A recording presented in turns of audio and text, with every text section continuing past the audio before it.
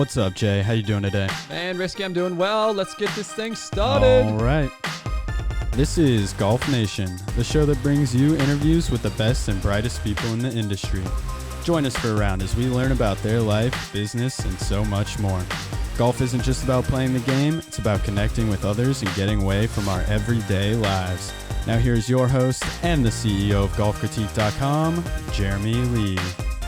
Golf Nation, what is happening? You're listening to episode 49 of the Golf Nation podcast, brought to you by GolfCritique.com, the best search engine in golf. Risky, we are now over 6,000 golf courses. That's right.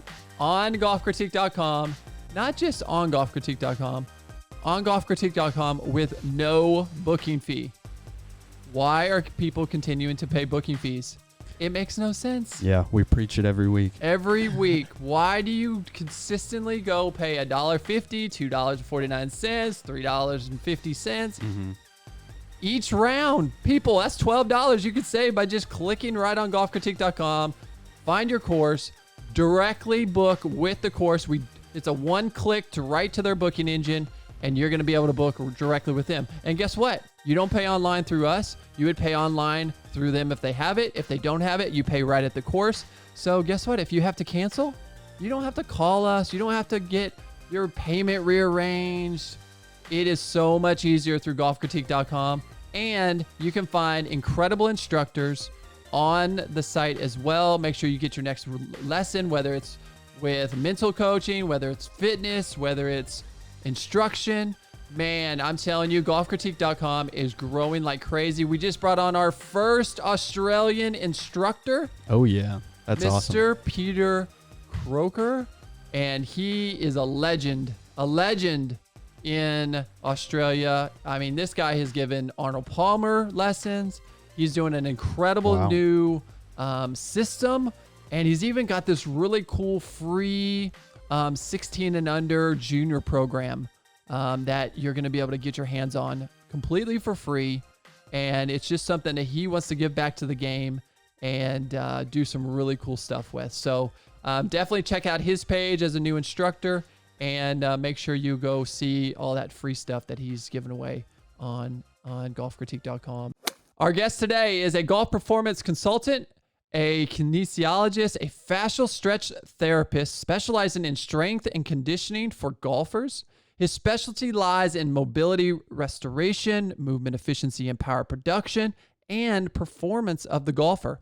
He has been all over the world educating clinicians, personal trainers, and other professionals in the industry about how fascia can impact athletic performance, and has been recognized as Impact Magazine's top trainers of 2020 in Canada. Please help me welcome from beautiful Vancouver, Canada, Mr. Nick Mueller. Nick, what is shaking, man? What's happening, fellas? Thank you so much for having me on the show today. Oh, man. Absolutely. I am pumped to learn about all of this. Learn some anatomy, right? Yes, because, I mean, I would, even though, yes, we live a lot longer these days, but I'm going to guess basically human beings are probably not the most healthy they've ever been. We eat too much. We sit in too many office chairs. We're humped over. You know, we're going to get into how we can be better fit, how we can be better, have better mobility on the golf course. But let's talk a little bit first about, dude, you're a big dude. And I have learned that you played a little bit of professional football, played for university. Let's go into a little bit of your football career and then how in the world you became a golf coach in fitness. Yeah, good. Well, COVID-19 has kind of put on a couple extra 19 pounds. I tell you, it's been a little bit, bit different here in British Columbia. We've had some unfortunate outbreaks, which has kept us locked in and unavailable to hit fitness facilities and things like that. So I got a little extra COVID-19 around the waistline there, and I'm not too happy about it, but we'll be working that off soon. I went to the University of British Columbia here in Vancouver, Canada, and I played semi-pro football for a league out here in the West Coast. which is all across Canada as well. But I played for a team called the South Fraser Rams. And I was a middle linebacker, pretty big for a middle linebacker here in terms of Canadian football standards, not necessarily American football standards. I know we'll get some laughs there. But you know, I'm 6'3". Right now, I'm about 245, but I was about 230 when I played. And I was very fortunate that at a very young age, I had some defensive backs and defensive linemen for our local professional football team here in the CFL, the British Columbia Lions, take me under their wing. I was just training at a local strength and conditioning facility. And of course, you know who the local professional athletes are. And these guys were training. And I was like, shit, man, like, you guys are strong. You're fast. You know, I'm 19 years old. How do I get stronger? How do I get faster? Mm-hmm. And they said, you know, as a middle linebacker, much like a running back, you want to be as fast as the DBs, but you want to be as strong as the D linemen. So you're going to lift weights with the D linemen and the O linemen, but you're going to do footwork and field work and foot drills with the DBs. So for a guy that was, you know, 6'3" and 235 pounds, I ran quite quickly and I lifted quite heavily. So, you know, that's what allowed me to be successful on the football field.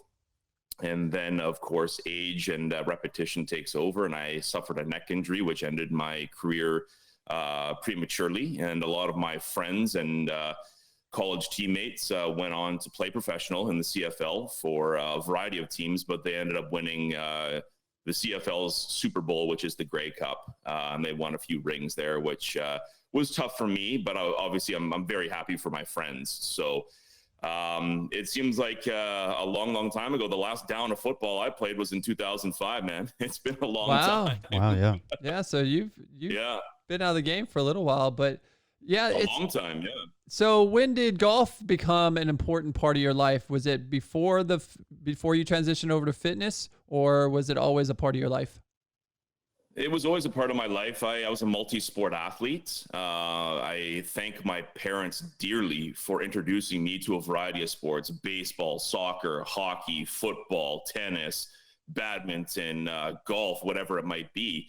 And the two sports that I took a pretty big shining to at a very early age were hockey, baseball, and golf. I was a junior golfer.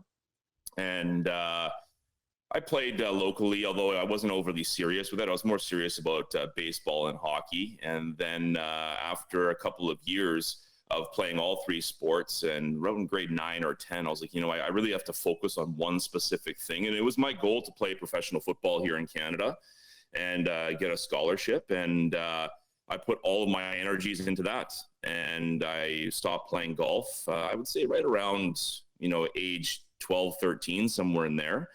And committed fully to focusing my training and learning the game of football and being the best football player I could be. Yeah, that's I mean, I think that's pretty much how every new professional in golf is looking at the game. Is like they want those kids to play those multi-sports growing up, really have a good sense of mobility, movement, understanding different movements. And then hopefully, you know, we hope that they dedicate, you know, that final leg or that final single sport to golf. But obviously it's hard. And, you know, whether I think a lot of it comes from mentality, you know, do you like single sport? You know, do you like single sport or individual sports, or do you like team sports? You know, that's a big choice growing up, and how you're going to kind of move from one side to the other. You know, was that a really big decision maker for you, or were you just a big guy and you're like, listen, I'm going to see where this is going to take me? It was actually it was something that I'd never done before. You know, I'd never played football before, but I always loved it. I had a couple of friends in school, a couple of classmates that said, you know, you should come out and play for the rugby team. You know, you should come play for the high school rugby team. And rugby here in Canada is quite big. And so I thought, okay, sweet, this is awesome. Now let's go try and play some rugby. So I wasn't necessarily connected to the rugby culture as I was the football culture. But I did go out to practice to try it out. And then all of a sudden I got stomped by 3/4 inch metal spikes and raked in the scrum. And I was like, man, this is going to be a long day. Like, this is going to be a really long day, and I'm going to get hammered by these guys. Granted, football is much of the same. But I thought, okay, this is what rugby's about. Why don't I try football? And there was something about the athleticism, the finesse, the culture of football, the team unity, just the overall athleticism necessary to play a variety of positions, the intellectual capacity to learn the game and run plays and execute and all that kind of stuff. I just connected very, very well with not only the intellectual part of football, but also the physical aspect and the diversity that you could play on the football field, whether it was offense, defense, special teams. You could play everything you wanted. And the one thing that I did not like about rugby, I'll tell you this, there's no blocking. So how can you help your buddies out, right? I'm coming down the field and my buddy's got the ball, and all I know is, well, I'm just going to light this guy. I'm going to clear the way for this guy, right? And all of a sudden, whistle blows, tweet, Mueller, you can't do that. I'm like, what are you talking about, man? I'm on the field. We all know what we're getting ourselves into here. I'm going to block for my buddy, right? Yeah. No, can't do that. So as soon as I found out I wasn't able to block, I was like, maybe rugby isn't the sport for me, because I'll probably be getting too many penalties and costing it. So I switched over to football, and I fell in love with it. And unfortunately, until years afterwards, golf was in the rearview mirror for me. Well, I will say, rugby guys, I give all the respect in the world to rugby guys. That is a very physical sport. Mm-hmm. It is what amazes me that nobody's been killed playing rugby. That is an intense you think sport. Of like the injury rate in the NFL, especially this season, with knees, Achilles, ankles, concussions, so on and so forth. The list goes on. These guys, I think the best way somebody described it to me back when I was younger is that rugby is a tackling sport. Football's a collision sport. Yeah, that's what I was going to say. So with all the padding on, you see a lot of you see it in every level of football, especially in the NFL. But there's a lot of collisions, high-speed collisions from free safeties, defensive backs, cornerbacks, what have you. But not necessarily do all of them wrap and tackle. Well, in rugby, if you don't wrap and tackle, you're not taking the guy down, right? So I would say that it's definitely more of a tackling sport, and there's more emphasis on wrapping and taking the man down to the ground. And the play doesn't stop either, right? Like if you run into the guy and he falls over, well, he can get back up as far as I know, right? So there's a big difference there. Yeah, what a crazy game. But, I mean, a lot of people love it. It's very popular. Well, do you think that had a big impact on your overall fitness and where you're at today in your career? Yeah, I would say, the brotherhood of football and learning how to train, having a sense of responsibility, not only to yourself, but also to your teammates as well. And, in the golf atmosphere, when I'm working with a player, I mean, we have a team around that player, whether it's a medical person, a fitness person, the swing coach, the golf coach, the mental person, the mental coach, what have you.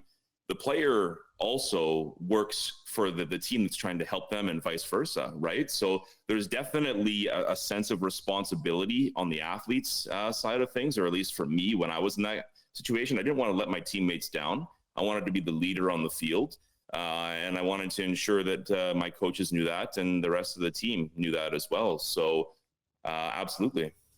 Well, let's get into your life today, because you have really made a really big name for yourself. I'm looking at some of these places that you visited: Toronto, China, Korea, Dubai, London, Amsterdam, Hungary, New York, California. And all of these have been whether you're working with clients. I mean, you got PGA Tour players, Web.com Tour players. I mean, you're working with Vancouver Connects. I mean, Lord have mercy, son. Like, congratulations first, because that's a hell of a career already. Well, thank you very much. I appreciate that. I've had some incredible opportunities, and as the saying goes, you stand on the shoulders of giants. I haven't done it by myself by any means. I've had tremendous colleagues. I've had tremendous mentors, and I still have those colleagues and mentors, and they've allowed me to be put in situations where doors were opened, and I just kind of dove into the deep end of the pool and was like, hey, let's go. And you know what you're strong at, you know what your abilities are, you know where your weaknesses are. And I just cranked up the volume on my strengths and let those shine through. And all my weaknesses that I have and had, I continue to chip away at and work on. So I've had some tremendous opportunities with Rad Roller, with a company that I used to work for, Innovative Fitness. Some other friends and colleagues that I've met through traveling and going to certification seminars like the Titleist Performance Institute. A lot of my friends that I have all across the United States and in the world have come from traveling to these seminars and learning with other folks and picking their brain and having them pick mine. So I've been incredibly fortunate. But at the same time, when that opportunity has risen, you got to step up to the plate and give it a swing, right? So thank you very much for those kind words. Well, let's get into why you are called Mobility Caddie. Let's talk about how this comes into play, where you take all of this experience. I mean, you're TPI level 3 certified instructor. I mean, you got words that I don't even know how to pronounce half the time. Kinesiology and fascial. I'm Canadian, bro. I still don't even know. I was going to say there's a big difference between West Coast Canadian and East Coast Canadian, just like there is West Coast USA and East Coast USA, right? I mean, we were trying to speak the same language, but the words come out a little bit different sometimes. Yeah, exactly. Well, let's talk about who you are, what your business is. Give our listeners, when they hear the word Nick Mueller or the name Nick Mueller, what are they getting? Yeah, well, I'll just quickly backtrack to the Mobility Caddie thing. That was, honestly, it was a couple Sazeracs deep with a good friend of mine. For those that may know, the 18 Strong podcast and 18 Strong brand out there in St. Louis. Jeff Pelizaro is a really good friend of mine, and we were down at the World Golf Fitness Summit in New Orleans, and after a long day of seminars and this and that, there was a couple of us that were sitting around the little area there in the foyer, if you will, or the little conference area there, and we're having a couple of cocktails, and my buddy Jeff sat back and he said, "We gotta get a couple of Sazeracs going here." And I said, "What the heck's a Sazerac, man?" Like, I don't know. He never had a Sazerac before. Okay, let's order it up. Let's go. So we're whiskey talking here at this point, or bourbon talking at this point. And he says, "Man," he goes, "for a big guy like you and what you do and your understanding of fascia and connective tissue and joint range of motion and all that kind of stuff," he goes, "golf, mobility, you're the caddy, you're the person that's helping the player. You've got their back with the mobility training that you use to help improve performance, power, speed, reduce injury, so on and so forth." He goes, "You should be the Mobility Caddie, man. Like that's cool." And I sat back, and of course you're sitting back and you're stroking your chin whiskers, right? You're looking up at the ceiling and you're going, "Man, that's brilliant." Because now you can roll with it and be like, "Hey, like, who's your caddy?" And then it's, you get all these different types of things, like, how TaylorMade has the oven, and, there's all these different types of things where they have their stables, if you will, right? Well, sure. I've got the Caddy Shack. Who wants to be in the Caddy Shack? Love it. Love it. Catchy things like that are very important to branding. I mean, yeah, well, it just happened by accident. And usually that's where great ideas come from, right? Is that there's no intention whatsoever. You just sit back and you go, alcohol and accidents. That's that opened up Pandora's box right there. I don't know where that came from, but I like it. I'm going to write it down, because if I don't, I'll forget it tomorrow. So that's where Mobility Caddie came from. Now, when you think of me in the golf industry and my stance on how I approach my training, I've taken all my years of working with football players, hockey players, so on and so forth, and the human body is the human body. Whether you play golf, baseball, whatever it is that you do, the human body is the human body. And we all have hip joints, ankle joints, shoulder joints, muscle tissue, so on and so forth, and nervous system. And it just depends on what it is that you're trying to get that body to do. You can groom it to play better baseball. You can groom it to play better golf, whatever it is you like to do. So where I am now in my career is two things. Number one, trying to keep golfers in the game for as long as possible, no matter what level of golf you play, whether it's junior, whether it's, semi-pro, you're on mini tours, whatever it might be, whether you're a tour player. I want to ensure that golf body of yours is as resilient to injury and as finely tuned as possible to give you the best golf body possible, so that you can get the coaching from the swing coach to be able to play the golf that you would like to play. And sometimes we have to add more power, and sometimes we have to add more speed, and sometimes we have to add more strength. But the foundation of effective movement is mobility. And mobility can be two things, and it's often interchanged with flexibility. And those are two different things altogether. Mobility refers to the range of motion that you yourself can produce on your own. You have full control. Flexibility is more of a passive range of motion. That is tissue extensibility. For example, if you were to lie on your back and you lifted your own leg off of the ground, that would be considered mobility. But if I was to take your leg and you were totally relaxed and I lifted your leg off the ground, I'm doing the work for you. Therefore, your tissue has extensibility or flexibility. So there's two different sides to the coin there. Now, mobility can also refer to, if somebody is hypermobile, meaning they have a ton of flexibility, mobility can also refer to adding tension to the mix. So it's not just about loosening everything off. It's about giving the person's nervous system the ability to move the joints and the tissues in sequence or in a variety of movements in different planes of motion based on what it is that they are trying to do in an effective way that transfers energy from the ground up through the body and into the golf club. And whether it's adding range of motion or adding flexibility to the person or adding tension in order for them to have better overall mobility, that's what I do. Yeah. That's so interesting. I know. And, it's so hard. I would say that time and effort are your biggest hurdles with clients, wouldn't you say? 100%. Yeah. And that's the part that we've got to, even for golf professionals. So Risky just told me, so this is funny. Risky just told me he just took a lesson last couple weeks or whatever. When did you take your lesson, Risky? It was probably 2 weeks ago. And you know what he told me? He goes, I got another lesson coming up this week. He goes, but I hadn't been in the driving range in like 2 weeks, a week and a half. I went the day after my lesson. The day after. And then hadn't been able to get back out there since. That's the excuse of every student. Every student says, I don't have time. So, but I'm going to guess that at 6 o'clock, which it turns pretty light pretty early, I bet you were pretty dark pretty early. No, 6 o'clock in the morning. Oh, 6 o'clock in the morning. I'm going to say you were probably snoozing. So that's where the effort comes in, is for success for your students, is it about motivation? It's about changing or molding your coaching philosophy to the student's reality. Oh, I like that. And what I mean by that is understanding what the student's reality is, what their day-to-day life is. Are they a high-stress CEO in the finance world that is on their desk 24/7?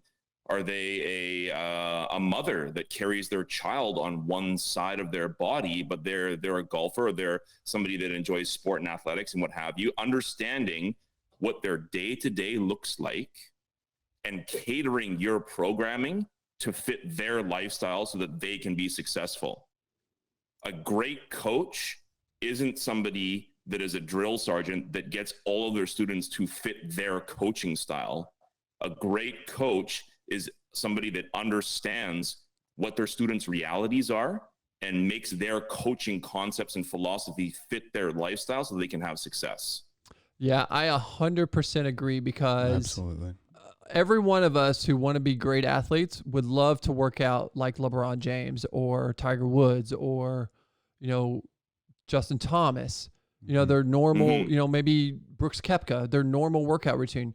But people got to realize, one, we got jobs and we got to pay bills. That is their job. So their job is to work out, practice, do everything they're supposed to do. So I think I love your way of thinking on that, because listen, 99% of people don't have that reality, but yet That's we right. try to give them that 1% reality for some reason. One of my first questions when I see somebody, and obviously you get an idea of who your people are before they come in for the first time, is do you make your living on the golf course.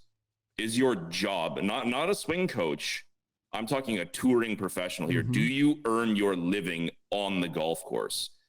That changes how I approach everything. And if that answer is yes, then we have a certain, set of protocols that we go to, because then we're looking at travel time, time zone changes, pro-ams, practice rounds, all these different things add up, right? Sure. I mean, anybody that isn't familiar with the life of a touring professional and what they have to go through just to get to Thursday, yeah, it's incredible. Yeah. They have all of these obligations. They don't just all of a sudden, make the final putt on 18 on Sunday and then hop on the private jet and then go to the next spot, and they have 3 or 4 days to chill out, have some pizza pops and whatever. Like, they have obligations, tour obligations. Even Tiger Woods has obligations to his sponsors, right? Every single player has sponsorship obligations that they have to fulfill. Now, if you are an average player, an average Joe, if you want to call him that, or somebody that plays on the weekends, let's say a weekend warrior, then it's totally different. Then our protocol changes. But if you're making your living playing the game of golf, there is a certain method that we take for that. Yeah, I think that there's such a misknown opinion of what life is on the PGA Tour, or what life is on a mini tour, or what life is on any tour of any good player, because it is not sipping Mai Tais and just going around playing golf and having a good time. It is a grind. Oh, yeah. And only the 1% of the 1%. Yeah, I was going to say, I'll say this as somebody that works with these folks, and I'm sure you guys have been there and or friends that are there and so on and so forth, or currently work with people on the tour. It is the only sport that I'm aware of where you eat what you kill. Yeah. There's no signing bonus. You have to earn your way the whole way from mini tour to web.com to all the way up, or what have you, the Corn Ferry, whatever it is, right? Now, granted, you're one win away from making it to the next level, the next level, the next level, but you punch your own ticket. And people need to understand, when you're a professional golfer, nothing is ever guaranteed, ever. And that's why I truly think it is the most difficult sport to maintain professional status in, but also earn a living in and be there professionally, because the stresses are tremendous to be able to do this life, professionally. And the guys and girls that we see on the professional tours, they are incredible at what they do. And I don't think they get enough credit. Yeah, I wish that the PGA Tour would do something for the 125. For the top 125, like, hey, you made it for this year. This is your sign-in bonus for the year. Because I think the competition on tour would change. Because I think that the financial stress of some of these guys that are trying to make up, I think there's some guys that were way better than we thought they were, because of financial stress, and they just couldn't. I mean, I know so many players that could go out and shoot 62 that would never make it on the tour, because they just can't handle that financial pressure of having to use somebody else's money to support them on the tour. And the tour has plenty of money.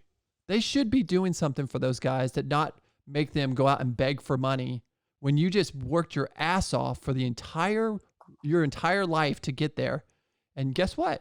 Yeah. You don't get nothing. You get the. Well, I think of the listeners going like, go find a friend. Imagine you're a player. Like, say for example, you're going to take 6 months off. You're going to take a leave of absence from your job. Take 6 months off. Go find a friend that has some deep pockets and say, hey, I need to borrow $50,000 with no guarantees you're going to get it back, and no guarantees that I'm going to make the tour. But I need to borrow some money to fund my training, to fund my practice time, so I can find a golf course to have a home at, to practice and play, to pay for the rental cars, to play for the shitty holiday motel inns that I'm going to have to sleep in that probably have bed bugs, to have all these things that I have to do. No offense to Holiday Inn, it could be anything. But, it's unbelievable what they have to do behind the scenes. And not only that, but once they get there, they've just gotten there, and they've got a year to prove that, right? So it's all shouts out to all the ladies and the guys out there that are playing tours and or aspiring to play the tour. And that's why I love working with hardworking aspiring tour players and tour players that are trying to achieve their dreams, because I truly believe it is the hardest professional sport to crack the lineup in, but also to maintain. Absolutely. Well, here after the break, we're going to come back and we're going to dive into really the ins and outs of the medical side, or the actual training side, and give them a good idea of what you do physically, what they can expect when they take training with you, or maybe any of the people that do the same thing that you do across the country that maybe can't be with you. So we'll be right back. Awesome. Meet Matt, an avid golfer who just got a receipt from a golf course and is ready to experience the unique benefits of golfcritique.com. He pulls out his receipt, scans the code, visits the course page to review, creates an account, enters information, and is deciding on membership of his choice. You can join golfcritique.com as a free member to book on partner courses, lessons with incredible instructors, and your next buddies trip at great resorts around the world without any booking fees. Upgrade to a premium membership and receive access to all perks worldwide from our esteemed partners. Review a partner and get $5 off your next visit. Not only that, enjoy member experiences with brand ambassadors, exclusive tournament offers, special incentives from our title sponsors, and awesome giveaways. GolfCritique.com gives more back to the golfer and to the partner than any other platform in golf, making sure you have the best experience every visit. Check out our blogs, videos, and podcasts on Golf Hub. All golf, all the time. So what are you waiting for? Matt has already chosen the premium membership, and now you can do the same by creating a golfer account at golfcritique.com today. Golfcritique.com, the best search engine in golf. All right, Golf Nation, we are back. Risky. Now we get to learn how to get you in better shape, my friend. Good one. I'm really interested in what fascia is, though. I am too. And I will say this, Nick. I took on a morning routine about, I guess it's been about 8 weeks now, maybe 10 weeks. It's been a while, maybe a little bit more than that. Probably. It's been one of the best things I ever incorporated in my life. And it's, listen, a lot of you out there don't have the money to go buy a personal trainer. And I want to really dive into that as well for those that maybe have been hit by COVID, that you can give them some tips as well of, some ideas of what they can do. I do 3.25 miles every morning of like a walk sprint. I'll walk a lot, but then I'll sprint and do that. And then I do 200 push-ups, a bunch of sit-ups, a bunch of leg lifts, all that kind of good stuff. But one thing I don't do is a lot of stretching. And so I want to dive into the mobility side of what you do and really explain what you're seeing out there, what you think would be the one thing that you think would be beneficial to all golfers. So let's dive into, the true medical side, or I don't even know what you would call that, the physical side of what you do.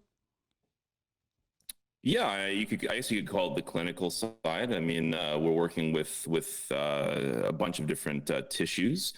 And it's one thing, I mean, there's so many different ways we can go with this conversation, but I will say that thumbs up on the morning routine, because how you start your day will set the tone of the day. And getting up and moving, the brain's number one function, the human brain's number one evolutionary function is locomotion, is to get your body moving, because it's either kill something or be killed back in the day, right? So we're using the human body when it comes to body work and things like that as a gateway to access the nervous system. We're not necessarily training tissues as we are training the nervous system that controls the tissue or moves the tissue or moves the joints or so on and so forth. So thumbs up on the morning routine. 200 push-ups. Is that in a row, man? You're getting ready for 300 this sequel. Gerard Butler Dude, better watch himself. My business partner, my business partner actually got me on that kick. He was doing the COVID challenge, 300 push-ups a day. And we saw him in Chicago, and I about fell out of my chair. That dude looked like he had just put on like fake pecs. Like, I was like, Jesus, Charlie. Like he looked Good good. luck I was swinging a golf club. I know, right? And so I just started. I was like, you know what, I'm gonna do it. So no, I do 50 when I wake up as soon as I get up in the morning, and then I during my run I do like 10. The next set I do 20. The next set I do 30. The next set I do 40. The next set I do 50. Nice. And then at the end of my sit-ups and leg lifts and all that stuff, I do another 50. So that's my 200 right there. So Good for you, man. That's awesome. That's really, really good. And for you, that probably works. I mean, you're driving stress into the body, but I'm sure there's also a mental health component to that as well. You're getting yourself moving, you feel better, all that kind of stuff. But oh my God, that's the biggest benefit. Yeah, 100%. My brain. And it allows you to think more clearly and all these different types of things, right? But for folks that may be a little bit more stressed, maybe a little bit more fight or flight, maybe they have a high stress job or COVID has hit them harshly and they're thinking about, financials and things like that. A lower, slower modality might be, beneficial to them in terms of having their body down regulate, meaning that they're going from a fight or flight state or a highly anxious state down to a parasympathetic or rest and digest state, because it can become a slippery slope. If you are already stressed, your adrenals are jacked up, you got tons of cortisol in the bloodstream, so on and so forth, the stress hormone. Working out might feel good temporarily, but essentially you're driving more stress into the body. So having the right modality for you, like a yin yoga or whatever it might be, a self-myofascial release program that you can do to help calm your body down, rest and recover. Because the number one thing that I'm seeing, especially with COVID, there's some new injuries out there where we're calling them COVID-related injuries for people that are over-exercising. They're driving way too much stress into the body. So finding that happy medium between I want a little bit more stress, my mind and my body can handle it, or if I'm feeling like I'm pulling my hair out, my eyes are bloodshot and I need, a double, triple espresso, whatever in the morning to get going, and then I need to kill a bottle of red at night to wind down, probably not a good idea to hop on the treadmill and crank out 5 miles a morning. It might be a good idea to incorporate a little bit of down regulating diaphragmatic breathing, yin yoga, so on and so forth. And there are so many things out there. People have gotten creative, and people that are in the health and wellness space are very, very passionate about helping others. So I invite people to search on YouTube for different things that you can follow at home that are cost effective, that are free, right? So yeah. And I love yoga. Tangent there, I think. I have not done too many yoga sessions, but I had a chance to do a video session with yoga, and I don't know if I've ever been that relaxed. It was pretty amazing. Mm-hmm. So for you guys out there that think it's, that's a chick thing, man, give it a try. I mean, you talking about clearing your mind and feeling good afterwards. I was pretty blown away. It's something that I always pushed off as, that's not very manly. I'm not wearing Lululemon. Like, this is ridiculous. Right? Like, I'm an athlete, for God's sakes. I'm an athlete, right? And you're from Canada. We don't do that kind of stuff. Yeah. I wear Under Armour and I wear Reebok and I wear Nike and I wear all this. I'm an athlete, right? For God's sakes. And then I thought, you know what? Like, I'm feeling pretty stressed. COVID is basically shut down our business. We're in lockdown. Mm-hmm. Like, I need something that I can relate to, that I can fall back on when I'm feeling a little bit stressed out. I need to calm myself down, both mentally and physically. And my girlfriend's into yoga and whatnot. She goes, why don't you try this yin yoga thing? It's all about breathing and relaxation. And I kind of looked at her, like a confused dog with its head on its side. Like, huh? Like, what? Really? And I thought, what do I have to lose? Right. And so I did. And the breathing and the calm, and it's like everything became clear. I knew exactly what I needed to do that day. My top 5 things of the day became very, very front and centered for me.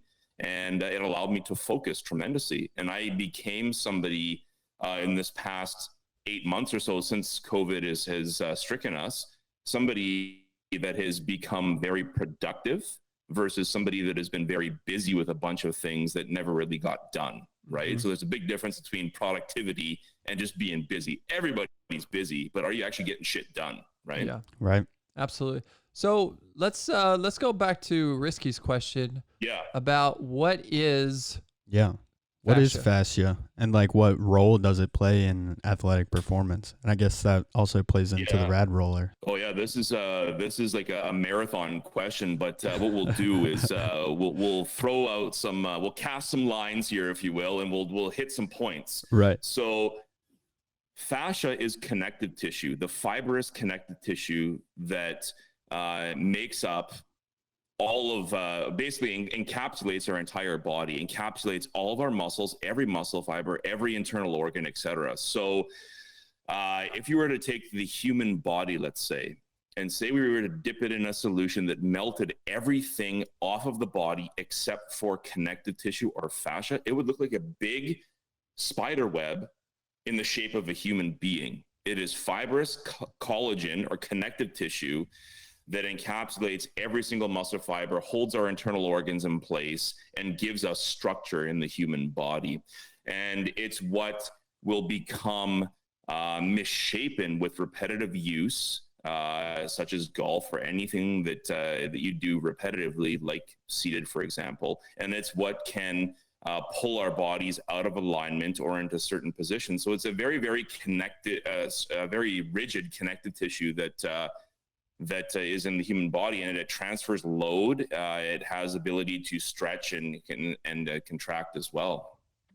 So give us some examples of how do you affect that? What are you doing to affect that in the human body? There's a variety of things. The number one thing that I like to do is to educate and empower every person that I work with, no matter who they are, that to know in the human body where our biggest areas of our body that produce movement versus areas of the body that aren't necessarily designed for maximal movement or maximum mobility. So the three areas of the body that any human being, let alone a golfer, should focus on are having mobile ankle joints, mobile hip joints, and mobile thoracic spine, or the area where the rib cage attaches to. Those are the areas of the body that have the greatest capacity for movement. Now, in terms of connective tissue, I'm sure that many people are familiar with foam rolling and all these different types of things. Right. Fascia and connective tissue responds to compression. It responds to rolling, or basically friction, and it responds to tension, pulling on the tissue. So what we want to understand is what mobility, or what modality rather, works best for you. And as a fascial stretch therapist, it's a very, very low intensity, passive range of motion restoration process that I use with people on the table, where we realign connective tissue. So say, for example, we look at the golf swing and you're a right-handed player. Repetitive movement over and over and over again from the backswing to the follow through tends to turn the body in one direction. And over time, we may feel like the backswing becomes shorter and shorter and shorter as a result of turning one way, right? Mm-hmm. So what we want to do is we want to address the tissues that are responsible for turning the body one way, and either compressing them, rolling them, shearing them, what have you, and pulling them back into a neutral state, if you will. Interesting. So is this, I'm trying to wrap my head around, are you training golfers to get stronger, or are you training golfers to become more flexible, or both with your programs? Both for sure. What we want to do is we want to lay a nice mobile base, essentially. The most important thing is understanding what the golfer has and maximizing their capacity to perform with their current abilities. So what I'm looking to do is to restore, and that's important here, restore the range of motion that they have lost due to repetitive use. I can't give them anything they didn't have at the very beginning. And what I mean by that is I can't give you somebody else's mobility. I cannot give you something that you weren't born with. Mm-hmm. So the goal is to restore range of motion for optimal function, but also to reduce any pain or discomfort, and therefore increase performance. And once the joints are centered and they're on axis and the tissue is healthy and supple, and all the adjacent structures like muscle tissue, fat tissue, skin tissue, all glide well with minimal friction, mm-hmm. then we've got a body primed to be able to add some strength, some speed, some power, so on and so forth. Otherwise, if you skip those processes and you skip those steps, what you're doing is you're layering on more strength, more power, more speed onto a foundation that could be broken later on down the line, right? You're layering more assets onto a foundation that is potentially dysfunctional. So you're actually heightening that dysfunction, and you're causing the athlete to potentially have injury and or pain or discomfort down the road. So to answer your question, Jeremy, what I'm doing is I'm getting a good solid blueprint of what that athlete can do right then and there. Are they able to perform? They want to be able to perform on the golf course. Are they able to do all the things they want to be able to do? And if the answer is no, then we're going to look at them and take them through a full head to toe assessment. And that assessment gives us a very good idea of how well their body transfers energy from the ground up and then into the golf club. And if they're unable to do that due to joint mobility issues or tissue extensibility issues, then we address those. And if they're unable to actually have that energy go through the body, we call that a power leak or a block, if you will. It's like damming a river. There's not as much communication or energy transferring through those areas of the body. So I want to open up all those areas as much as possible. And then we layer on the strength and the power and the speed and so on and so forth. But all too often, this is where strength and conditioning coaches and personal trainers and fitness enthusiasts tend to get a little black stain on the name in the golf industry. Is we don't assess the golfer for what they're able to do right then and there. We quickly jump to, all we hear is more speed, more distance, more power, et cetera, et cetera. So we jump to layering on strength, power, speed before we assess how healthy the athlete's foundation is in the first point, to get, at the very beginning. Yeah. And one of the things that I think is very important for new students is expectations of how much effort it's going to take on your part and how much time it's going to take on your part to achieve results. What would your baseline be for those two? Well, basically, if you're training mobility, think of it as training strength and training power. I mean, you need sets and reps. You need to train it like you would approach getting stronger, right? So depending on how long that person has been in that position or has been, if you want to call them dysfunctional based on the activity they're trying to produce, it's going to take similar reps and sets and time to unwind that body. Right. So every person as an individual is different. Everybody's got different things going on.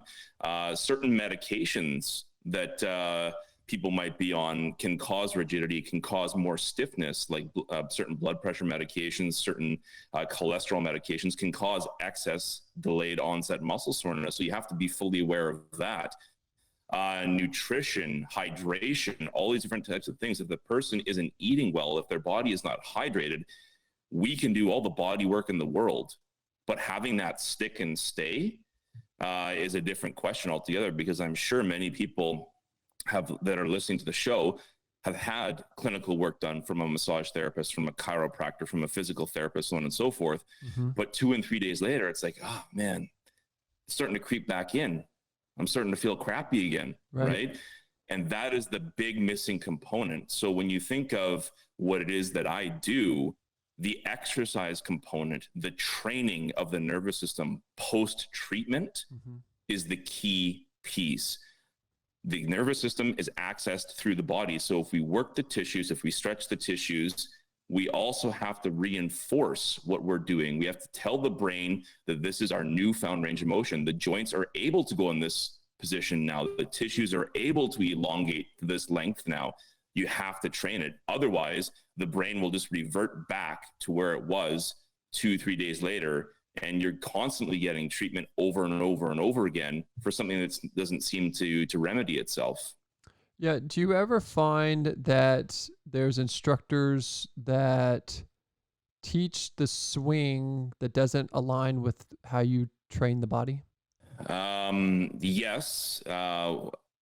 The answer to that question, I would love to be able to, in a perfect world, I would love to be able to see the athlete, give them an assessment and say, here to the swing coach, here's what the athlete's body is capable of doing right now. And here's what it can't do. And here's how it would affect their ability to swing the golf club and potentially your the way that you teach.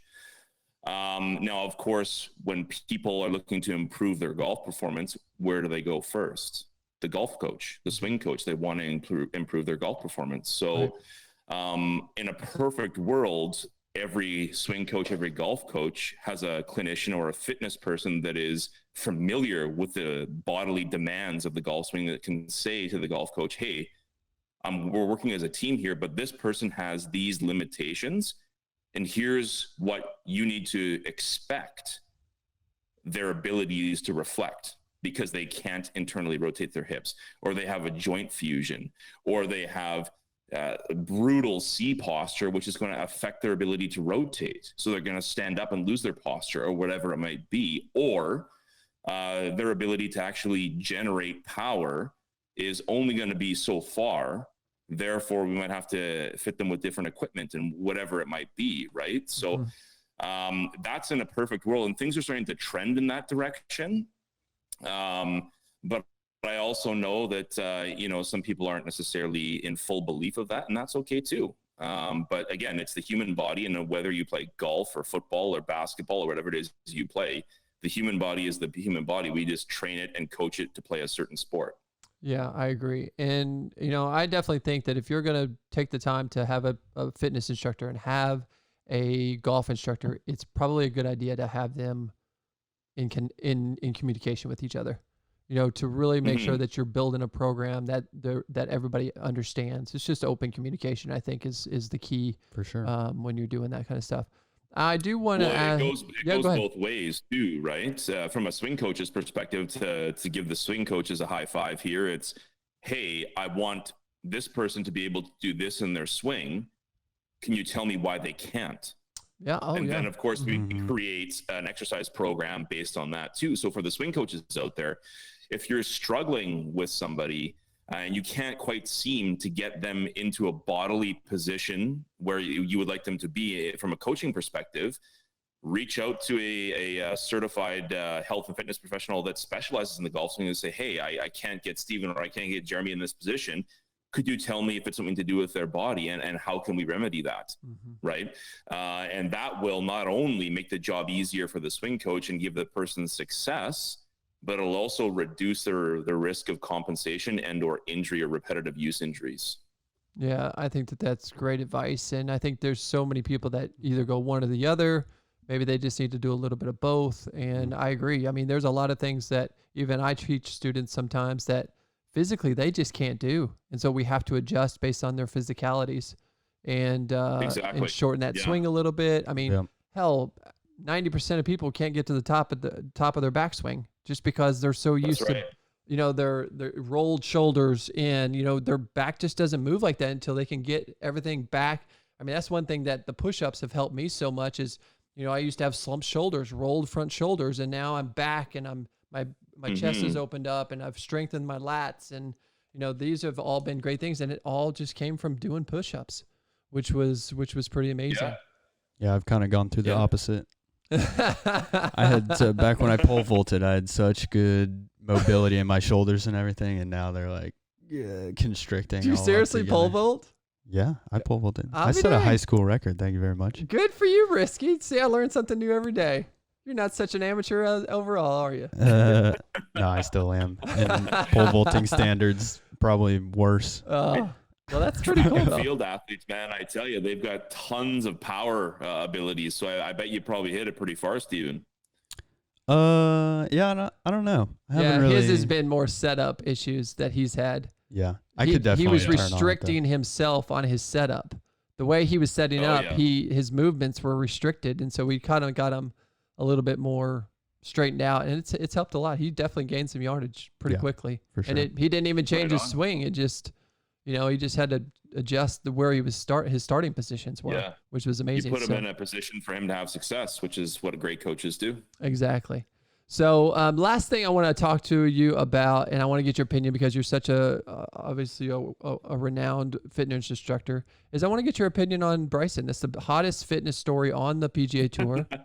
A lot of people are looking at how much he's bulked up. You just even said about, with our business partner, Charlie, man, that's not going to help your golf swing. But I look at what Bryson's done over the past year. I mean, I mean, he is bulked up. I mean, wow. I mean, yeah, I would love he's a big boy. I would love to know what your thoughts are on that, honestly. Okay. So, not to put you on the spot. To the evolution of the golfer, right? Because Bryson and I are of similar stature. We're both pretty big guys, and he's definitely had to make no mistake, there's a ton of work in putting on that type of muscle mass and that weight. I mean, the eating itself, to be able to put on weight like that is a full-time job.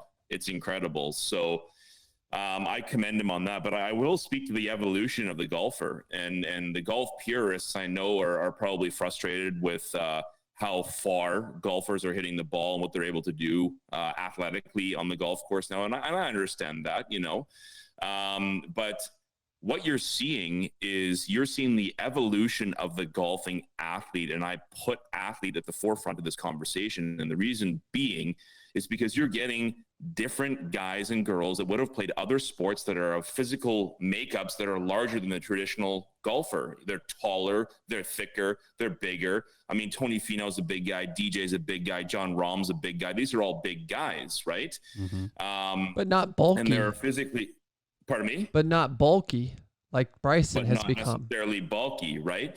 So when you think of the evolution of the golf athlete, we're getting athletes that could have played other sports that have chosen golf. Now, if we flip the script and we talk about Bryson and his abilities, the first thing I'm going to say is I commend Bryson for what he has done because he has stuck to his guns. He knows and he believes in himself and he believes in his team, and he is basically blocking out all the naysayers and saying, I'm going to do it my own way and watch me do it. Mm-hmm. And not only that, but when he won the US Open, he was so gracious and, congratulatory to his team, the US amateur, the low amateur, all that kind of stuff. So he's a very, very consciously gracious guy that I've seen. Sure. Now, in terms of what he's doing, as far as I'm concerned, he's not breaking any rules. He's doing what he wants to do to try and put himself in a position to win. Mm-hmm. He has got a tremendous team around him. So any of the amateurs out there that think they're going to throw on 30 pounds and all of a sudden hit it 400 yards, this guy has got a scientific team, his swing coach, his fitness trainer, his clinicians, all that kind of stuff. They've got a dialed in program. He's 25 years old. He is a fierce competitor and he's an athlete. So I think that all the power to him for what he has been doing, because he's able to do it. I mean, I've never seen a guy swing that hard and hit it on a rope and not hit it off the planet. He's never really missed a shot in terms of hitting it, a massive slice or a massive hook or whatever. So when it comes to distance, you've got speed and mass times acceleration, right? And you look at guys like Justin Thomas and Rory, who physically aren't necessarily the biggest guys, but they have speed, which will yield distance. Sure. Now they definitely ain't big. To maintain. What's that? They're definitely not big. They're tiny. They're little guys. They're not big guys, right? They're not big guys, but they create a tremendous amount of speed. Mm-hmm. So they have to adhere to a strict strength and conditioning program to allow their bodies to be able to withstand those forces. Otherwise, it'll break down over time. Bryson has gone and said, well, I'm going to do speed and I'm going to put mass on, right? Mm-hmm. So he's got a double whammy. He's got the mass, but he's also got the speed behind it. And what's the loft on his driver now? 4 degrees or something like 4. That? Yep. It's 4 degrees, right? Yep. So, and he hasn't even gone to the long driver length yet. He's still at 45.5 or something, isn't he? Yep. And he just moves that ball forward, catching it on the up. Of the swing of the arc. Right. Yeah, and tee it up like 10 inches off the ground. But I as far as I'm concerned, if he's able to continue to do what he is doing, I don't recommend everybody jump on that bandwagon. It's not only extremely treacherous on your body to maintain that. I don't know how long he'll be able to maintain it, to be honest. Yeah. But he's got a tremendous team with him that's allowing him to do it. So as far as I'm concerned, from a health and strength and conditioning point, I kind of look at it like he's trying to make hay while the sun shines. He's going to go out there and run this for maybe a short period of time, maybe 3 to 5 years type thing. and perhaps he will change his golf swing and begin to trim down or so on and so forth. I could be completely wrong. I don't know. But his swing definitely looks pretty rigid, and it looks pretty long driver-esque. Mm-hmm. And, you know, I'm not here to critique because he's winning and he's making it work. Right. So all the power to him for doing something that people have kind of shit on him about. But you know, he's making it work and he is winning. So keep working hard. He's a true athlete, and keep doing what you're doing, and make people essentially chase you, you know, make people conform to what you're doing and change the game. And it's definitely a long hitter's game. There's no doubt about that. The proof is in the pudding. The top 10 money earners on the tour are the longest hitters on tour. Of course, they have great short games and they can putt too. So good for Bryson. Way to go. And again, it's not for everybody, but it's working for him. Yeah, and it's going to be interesting because it's Masters Week, baby, and that's from all. About to see Phil there too. Yeah, 47 and a half. Phil's coming out with 47 and a half inch driver.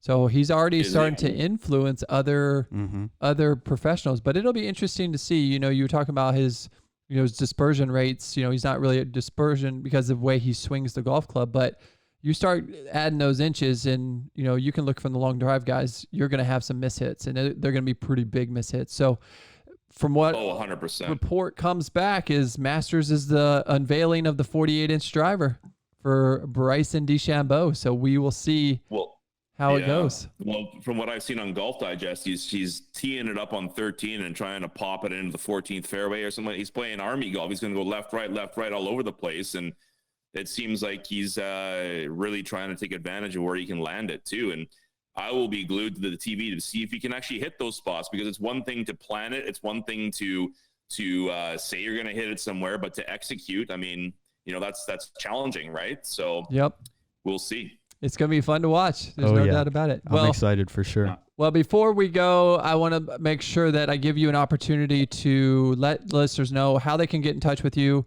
Obviously, you do a lot of speaking engagements, so we want to make sure that people know that, hey, if you want Nick to come in and do a speaking engagement, that they'll have that opportunity as well, and how to get in touch with you either via social media, website, et cetera, et cetera.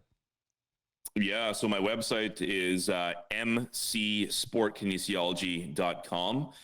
You can find me on Instagram at Coach Mueller or at mcsportkinesiology.com. And a little gift, I know it's tough out there. People are a little bit unsure as to what it is they can do at home to maintain their golf body, maintain their fitness. Anybody listening to the show that emails me at nick@mcsportkinesiology.com, I'll happily gift you a hip, thoracic spine, and ankle mobility routine that you can do on the daily to start your day off right and keep your body fit and ready to go for golf. I do remote coaching as well. So if you're interested in doing remote coaching, I have that opportunity as well. And I cater everything to people's realities. So you tell me what it is you have access to, whether it's a gym, whether it's a home gym, whether it's nothing, and I will build a program that fits your reality and fits your needs and based on your goals. And again, all inquiries, if you're looking for a speaking engagement, although who knows when we will be able to travel, but if we want to plan in future and we'll be optimistic, everything to mcsportkinesiology.com and click on Connect with Nick, which is my email link. And I would love to connect with you and to share some information and empower you to be the best golfer you can possibly be physically.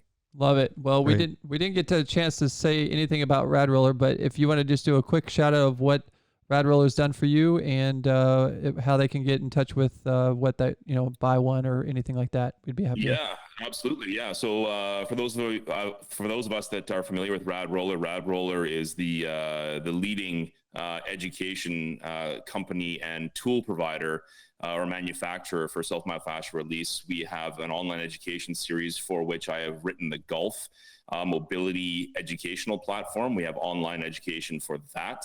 If you're looking to purchase any Rad Roller tools, any self-myofascial release tools that are catered directly to the body, different regions of the body, because not one tool fits all sizes. Not a foam roller doesn't get in your spine well. Your foam roller doesn't get into the shoulder joint or the hip joint all that well. Not. There are a variety of different tools with a variety of different techniques that I will be happy to educate you on or share with you because I do believe it is so important.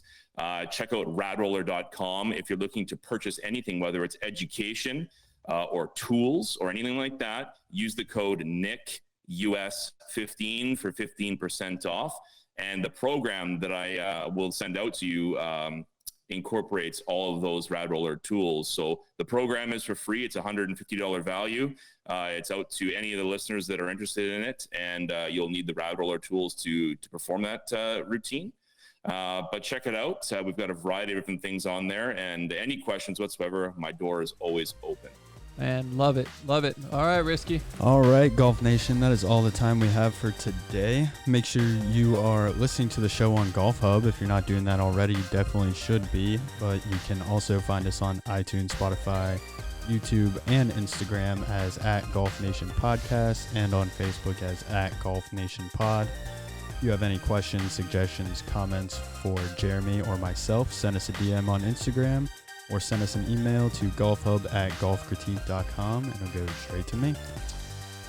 All right. Thank you, Risky. And thanks to everybody for tuning in. We will be back next week with another great episode of Golf Nation Podcast. But until then, learn as much as you can, live your life to the fullest, and play golf forever. For Jeremy, for Risky, for myself, and definitely for Nick. Man, incredible stuff today. Thank you so much for being on the show.